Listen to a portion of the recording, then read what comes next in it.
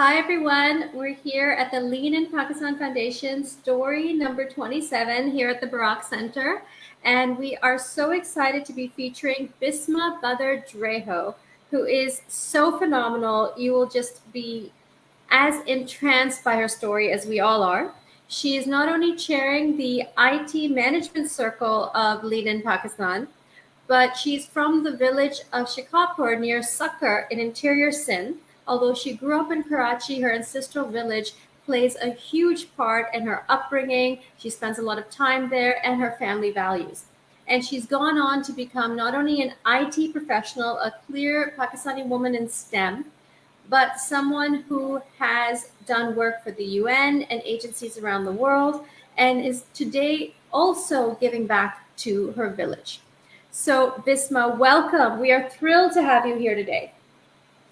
Thank you so much, Tara, for inviting me. Thank you so much. And for giving such an amazing introduction. Thanks a lot. Thanks a lot for having me today.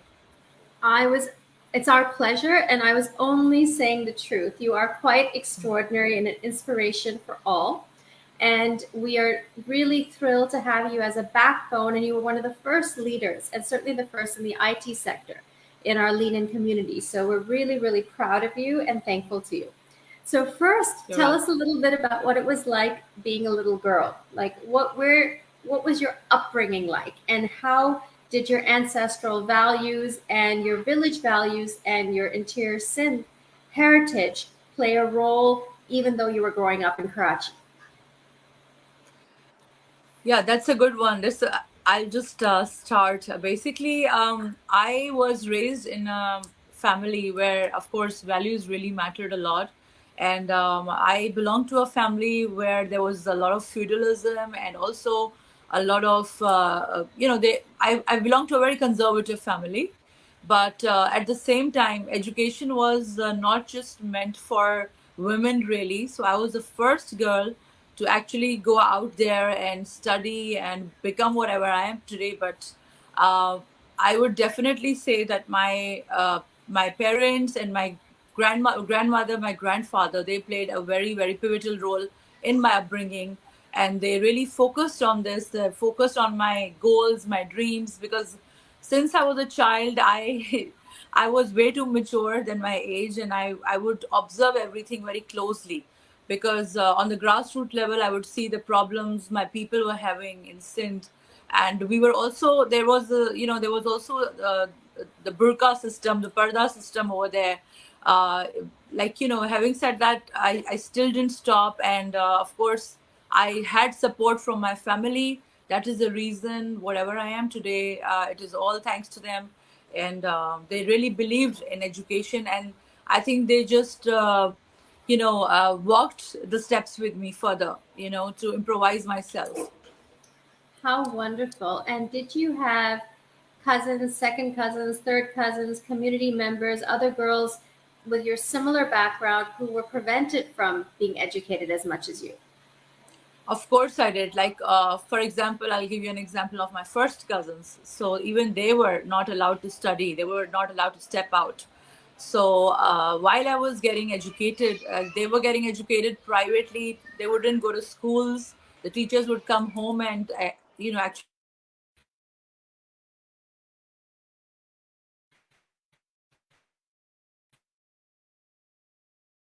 study,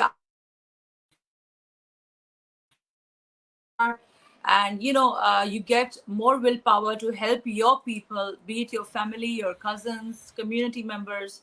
So yes, I from a very young age, I supported them a lot. Like, what I knew, the knowledge they were lacking, I tried my best to put their minds, and uh, I mean, there were many other ways to train them, to like groom them internally, while sitting at their home place. So yes, I played a role in their lives also. But while that's amazing, what's really fascinating is your life and how you overcame all the different cultural norms with the support of your loving family to not only be educated when your first cousins were not even necessarily so, but to do so in STEM, which even now in 2023 is a rare field for women globally, let alone in Pakistan. So, can you speak a little bit about how not just the basic education, but you realized you wanted to go into IT and how you began to pursue that role and that goal? Yes. So I was basically born and raised in Karachi because you see, my parents were both educated and they were both working as well. So my father used to be transferred to a lot of places, and my our base then became Karachi. But I never left my village, as I said earlier. But like, my connection was still there. So once I did my bachelor's in IT and computing, and I forgot to tell you this, that I even went to London to study. I got the permission to go all abroad. I was the first girl from my family to go abroad and study. So I did my bachelor's in London, and then I got back to my country, and then I just did my internships in IT with international at international forums, and I was lucky to work with the UN, the World Bank, and USAID. It just happened, because I was working hard as an internee for UNHCR initially when I returned, and it wasn't that easy in those days to get into such, organizations. But I really, really tried hard, and I used to study a lot. I used to research a lot how to get there, and that's how I landed in IT. And then I have never stopped after that. Once I began, and I never stopped. And after that, I actually, this helped me in a way that I helped a lot of women, entrepreneurs and other people in my village. Like, I gave IT trainings. To date, I give them a lot of IT trainings, besides working for other organizations. But let's talk about your journey with the further organizations. How did you apply to the UN? How did you I mean, it does take courage, it does take a lot of very, very powerful encouragement, it takes Yes. motivation. Your journey. So basically, while I was doing my internships, and I used to attend a lot of, conferences, and I was invited to a lot of conferences somehow. While I was in the UK, I met a few people over there, and they tried to help me. They just guided me a little bit. And while I was an internee, I was offered to work with UNICEF on education, basically. But then, like, we were working more like with the government and the stakeholder, we were like stakeholders, the government, as well as private firms. So we all worked like a team. But I mean, as I said, I was very lucky. I was lucky enough, they probably liked my work. So once I was in the UN, I was more exposed to the world. And then, I got to meet a lot of international people. So I got more offers. Then, my last work was with the nutrition support program that was, it was being handled by the USAID. And they were basically, the core team was in Washington, and they used to come and visit us. So basically, it was more about networking. I kept on meeting people, and I had this, urge of knowing more people. Once I was in the UN, I got more connections. Then when I got more connections, I got to know more people, and I really worked hard for this. It was not an easy journey for me. So I got promoted in different areas of course, all these organizations. Yes. It's so impressive and inspiring. How did you know IT was your passion? Okay, so I, my mother is a doctor. So basically, she always wanted me to become a doctor. And I just wanted to do something very different. I didn't want to do, I think when I was growing up, around that time, everybody was either interested in being a doctor or an engineer or a lawyer, probably. So I wanted to do something different. And at that time, IT was something very new. It was very new to the world. And I knew, and I researched about it, and I knew that, this is gonna go a very long way. It's gonna go a very long way. So I chose this field myself. I got interested because I was always tech savvy. I used to, like, I had solutions to all the technical problems somehow, even at home.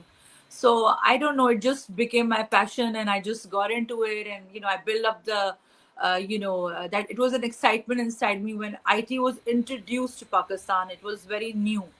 So I also wanted to do something in sciences. So you see, I just wanted my parents to be happy because according to them, business and commerce was just another thing. So they said, if you've worked so hard to study, so do something which is very good, like which we can tell other people and we can be proud of you. That mindset parents have. So I chose this field because it was unique, it was different, and I knew I could do it. So that is the reason why I chose this field, and to date, I love it.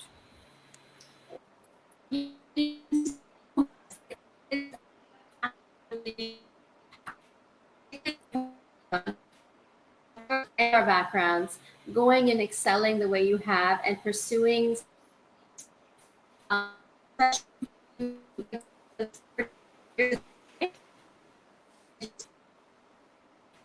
so it was definitely, now the trend is we at my own foundation, Educate a Girl, we do train girls in STEM, but it's still very, very new. And when you did it, it was far before that. So it's extremely impressive and inspiring. I'm And sorry, there was no yeah, I problem. couldn't hear you for a bit. No, I was saying that now it is trendy to train girls in STEM, and even my own foundation, Educate a Girl, does trainings in STEM and e-commerce. But when you did it, it was before that. You're truly a trailblazer and very true to your own path in life, which is really exciting, because even those whose parents are doctors often go into medicine, but you knew this was the field you wanted to go into. So it's a lot of self-awareness in that, and a lot of courage to follow your own passions and dreams. When you now are living in Karachi, working in this field, engaging and meeting with so many people who are in both developmental sector as well as doing IT management, how have you found that it's been like being a girl, a woman in this field? So it has not been easy for me, but nothing is difficult also. So I did face a lot of hurdles, but very positively. And to be very honest, I think I'm a very lucky girl because the minute I think about doing something, it just happens. Everything just opens up for me. So yeah, I mean, like there is still a lot of learning process. By the way, I need to tell you this, that IT is a learning process every day, because every day there is something new.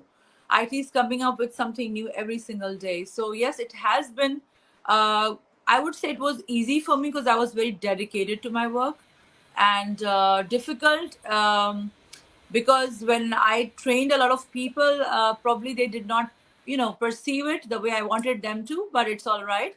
So I think the basic, I don't think I really faced a lot of difficulties, but yeah, I think in every field you face somewhat, a little bit of hurdles. But in my case, I was lucky enough because I was very dedicated, and I wanted to learn more and more about IT. To date, I still come up with ideas and a lot of other things, innovative ideas, because I feel that every day IT is growing. And so I think that there is no exact hurdle for me or any difficulty for me.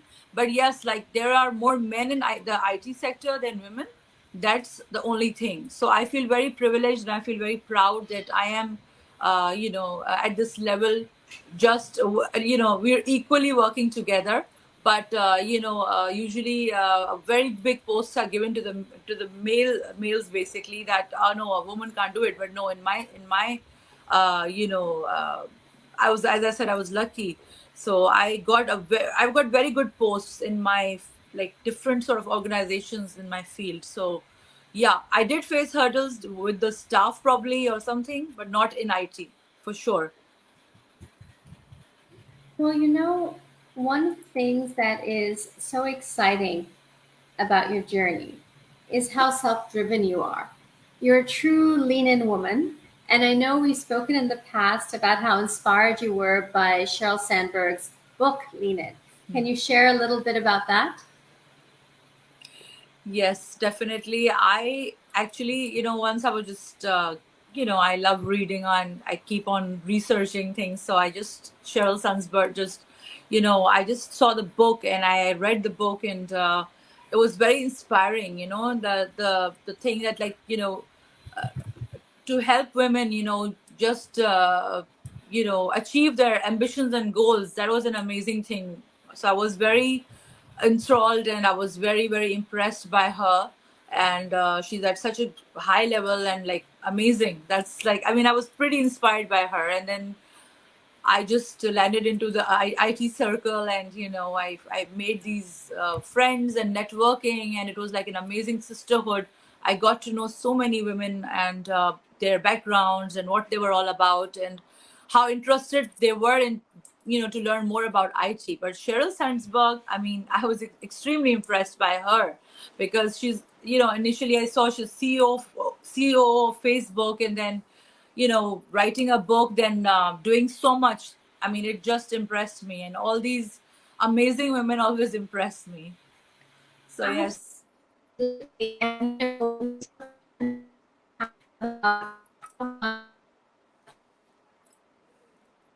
true to yourself. And I'm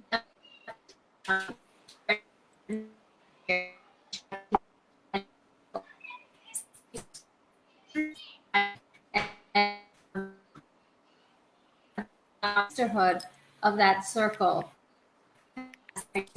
I'm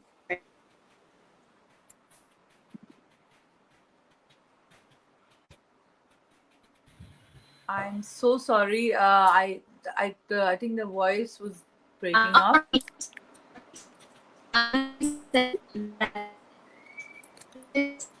Lean in.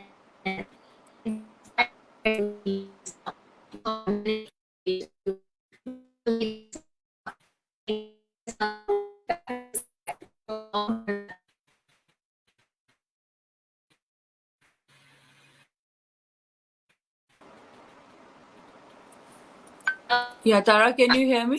The voice was breaking up a little bit. Can you hear me now? Yes, I can. Great.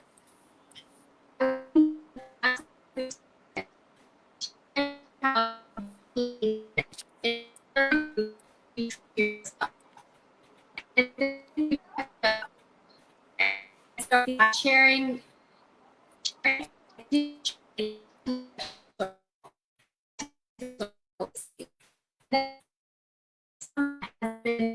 uh,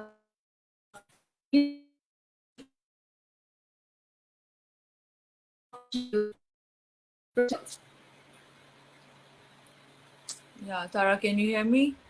perfectly.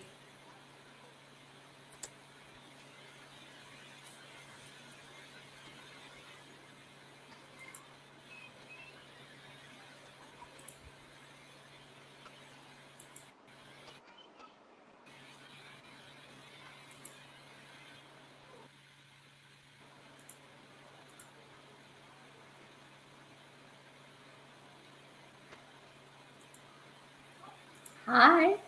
So, what we were saying, Bisma, is that you've spoken a bit about in the past to me how Sheryl Sandberg's book, Lean In, encouraged you to be true to yourself.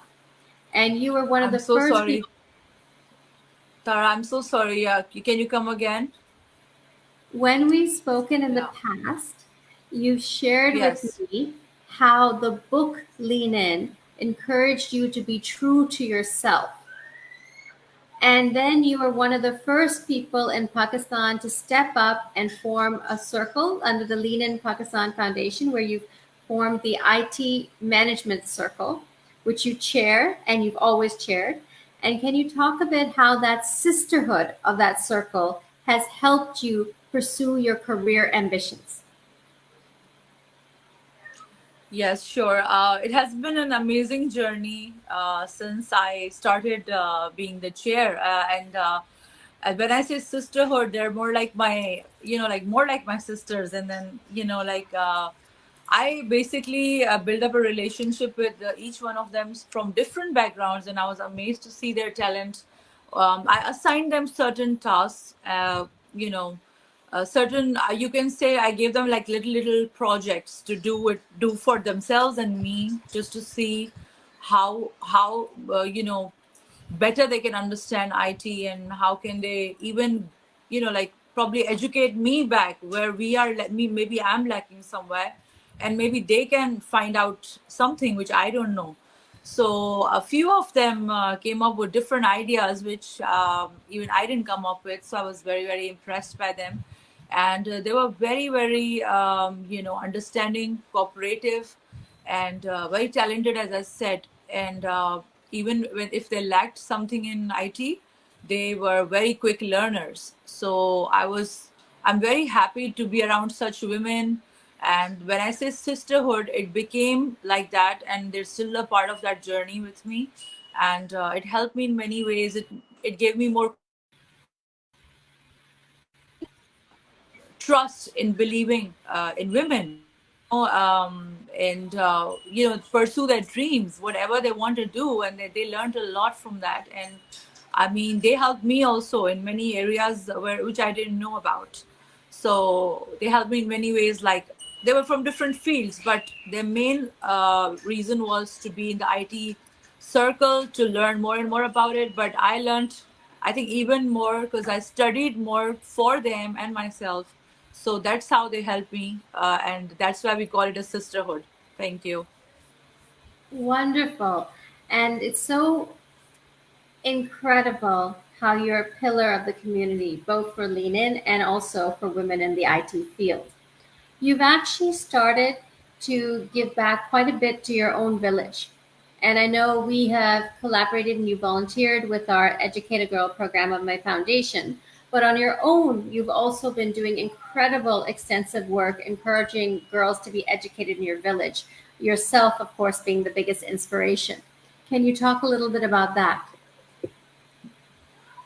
Yes, sure. So basically, I belong to a village where, as I said earlier, it's not easy for girls to go out there and study. But since I can't thank my God enough for this, because I come from a family where people give us respect and they do listen to us. So I did have a few difficulties though, but I opened up a center for girls, and I educated them like the base, starting from the basic education. And then I definitely added IT. I bought computers for them, and these girls are around the age of when they do their like metric probably, and or not metric, they used to get married usually. But this exposure came to them, like they all know me, so they said, if they really look up to me, they respect me, and they used to come and tell me their wishes, that they want to study, they don't want to get married at this little age.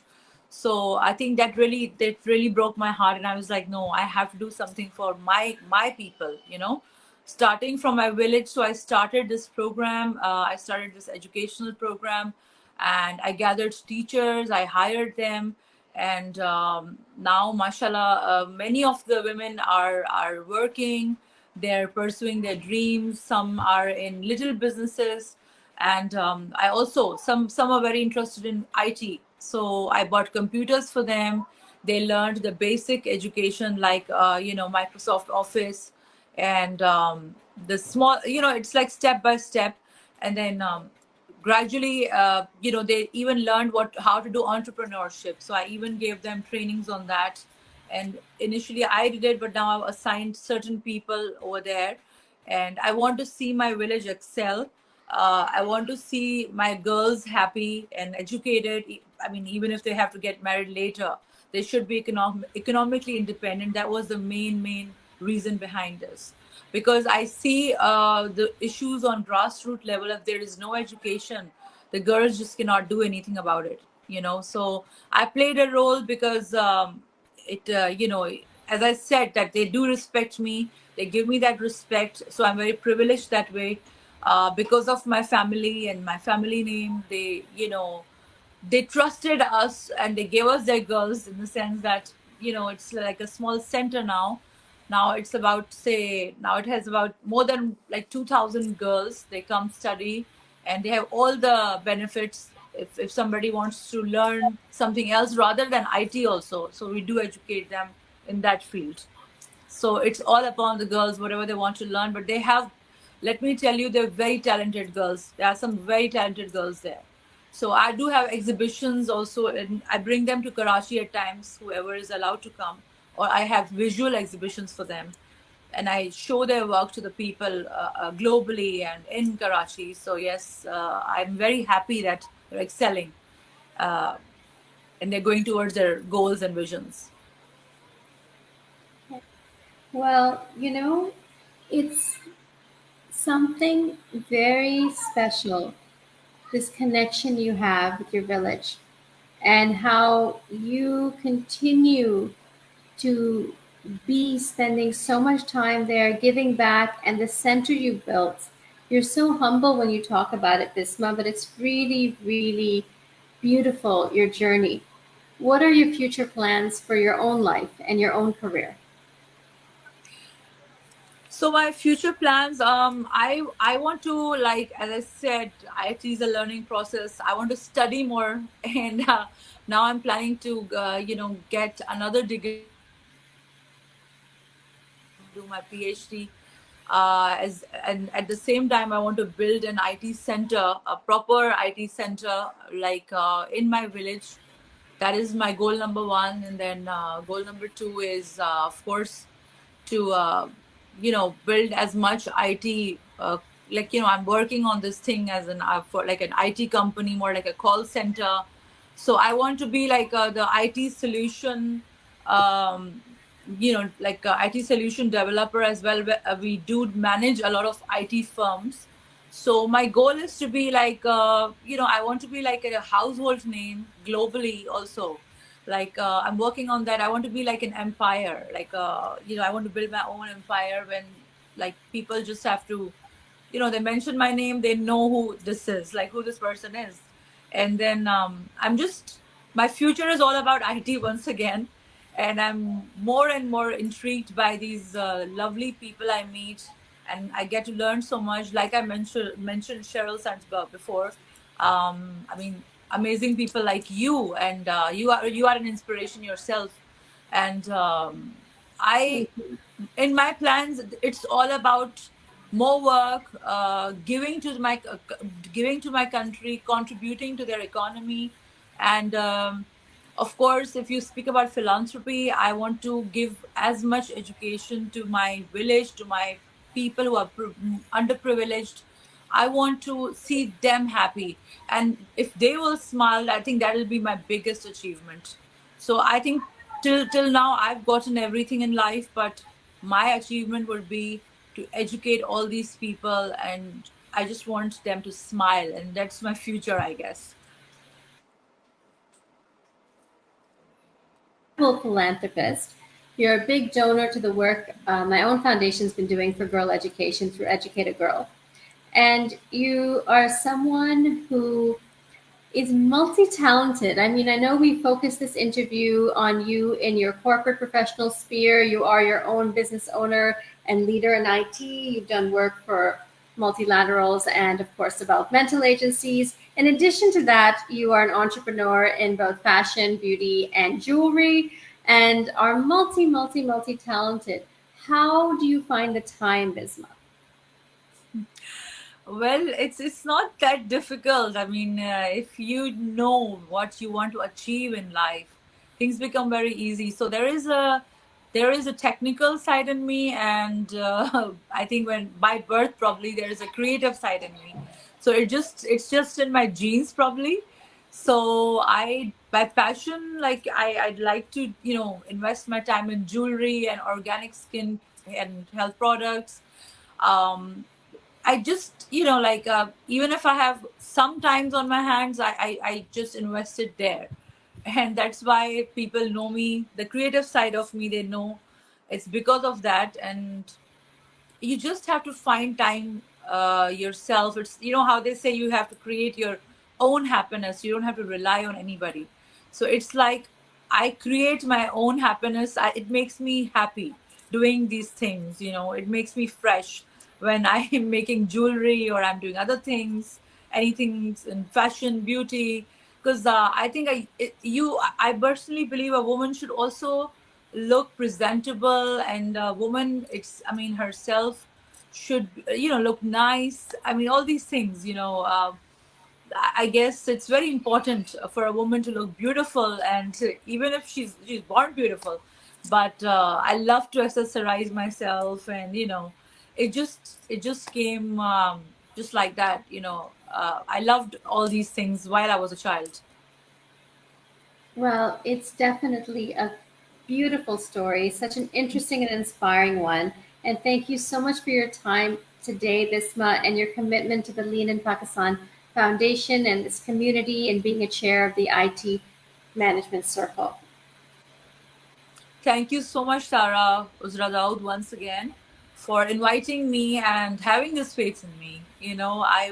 I'm really, really thankful to you, and I was actually shocked when you asked me for an interview, because I don't know. I think I should be doing much more. I should contribute more to this, to do more to my community. So thank you so much. Bye. Goodbye. Thank you.